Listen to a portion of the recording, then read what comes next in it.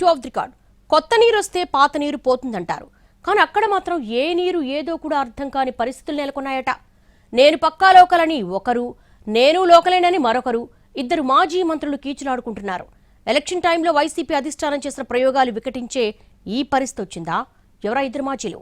ఉత్కంఠ పోరులో ఎవరిది పై అవుతుంది?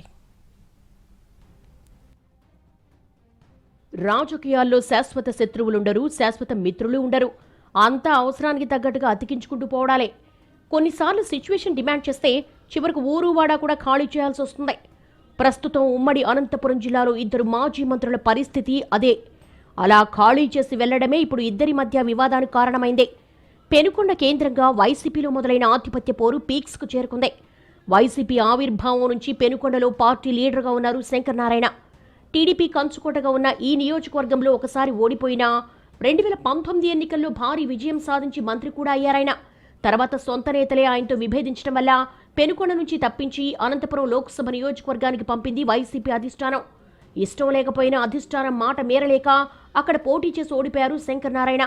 ఇక మరో మాజీ మంత్రి ఉషా శ్రీచరణ్ గతంలో కళ్యాణదుర్గం నుంచి పోటీ చేసి గెలిచారు. జగన్ కేబినెట్ పునర్వ్యవస్థీకరణలో మంత్రి పదవి దక్కించుకున్నారామే. అయితే 2024 ఎన్నికల్లో ఆమెను కళ్యాణదుర్గం నుంచి తప్పించి పెనుకొండ పంపారు పార్టీ పెద్దలు. ఉష రాకను శంకర్ నారాయణ వర్గం తీవ్రంగా వ్యతిరేకించింది.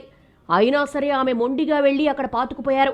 కానీ ఎన్నికల్లో మాత్రం గతంలో ఎప్పుడూ లేని విధంగా ఓటమి చవి చూడాల్సి వచ్చింది. ఆ విధంగా గత ఎన్నికల్లో అధిష్టానం తీసుకున్న నిర్ణయాలు, చేసిన ప్రయోగాలే ప్రస్తుతం ఈ ఇద్దరు మాజీ మంత్రుల మధ్య విభేదాలు సృష్టించాయి. అనంతపురంలో ఓటమి తర్వాత శంకర్ నారాయణ తిరిగి తన సొంత నియోజకవర్గానికి రాగా ఉష ఇక్కడి నుంచి కళ్యాణదుర్గం వెళ్లిపోయారు. కానీ అప్పటికే అక్కడ సీనియర్ లీడర్ తలారి రంగయ్య ఉండడంతో బౌన్స్ బ్యాక్ అయ్యారామే. నేను రివర్స్ వచ్చినట్టే నువ్వు కూడా అనంతపురం లోక్సభ సీటుకు వెళ్లిపోమ్మని అనడం, నేనెక్కడికి వెళ్లేది లేదని శంకర్ నారాయణ చెప్పడంతో వివాదం మొదలైంది. అయితే అప్పటికే పెనుకొండలో బలంగా పాతుకుపోయిన ఉషా శ్రీచరణ్ నియోజకవర్గంలో తనకు వ్యతిరేకంగా పనిచేస్తున్న వారి మీద వేటు పడేలా చేయగలిగారు. దీంతో శంకర్ నారాయణ సైలెంట్ అయ్యారు.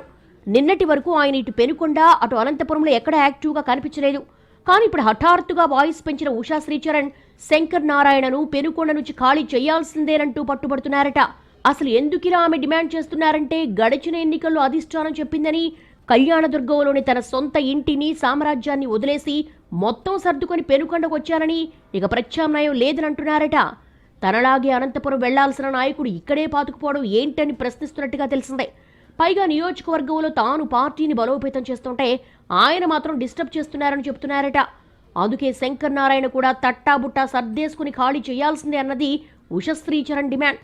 ఇదే అంశాన్ని అధిష్టానం దృష్టి కూడా తీసుకెళ్లారట. అయితే శంకర్ నారాయణ మాత్రం తాను కదిలే ప్రసక్తే లేదని అంటున్నారు. వైసీపీ ఆవిర్భావం నుంచి తాను ఇక్కడే ఉన్నానని, గత ఎన్నికల్లో అధిష్టానం చెప్పిందని కాదనలేక వెళ్లాను తప్ప ఇక్కడ ఖాళీ చేసే ఉద్దేశం లేదని అంటున్నట్టుగా తెలిసిందే. ప్రస్తుత పరిస్థితులు చూస్తుంటే శంకర్ నారాయణ పరిస్థితి రెంటికి చెడ్డ రేవడిలా మారినట్టుగా అంటున్నారు పరిశీలకులు. అటు ఆయన సొంతూరు ధర్మవరంలో అడుగు పెట్టనివ్వరు. దశాబ్దన్నరగా తనకంటూ ఒక స్థానం ఏర్పాటు చేసుకున్న పెనుకొండలోనూ ఉషశ్రీ రానివ్వడం లేదు. దీంతో శంకర్ నారాయణ తదుపరి అడుగులు ఎలా ఉండబోతున్నాయన్న ఆసక్తి పెరుగుతోంది. పెనుకొండ మీద ఆనంటున్న ఇద్దరిలో ఎవరి పంతం నెగ్గుతుందో చూడాలి.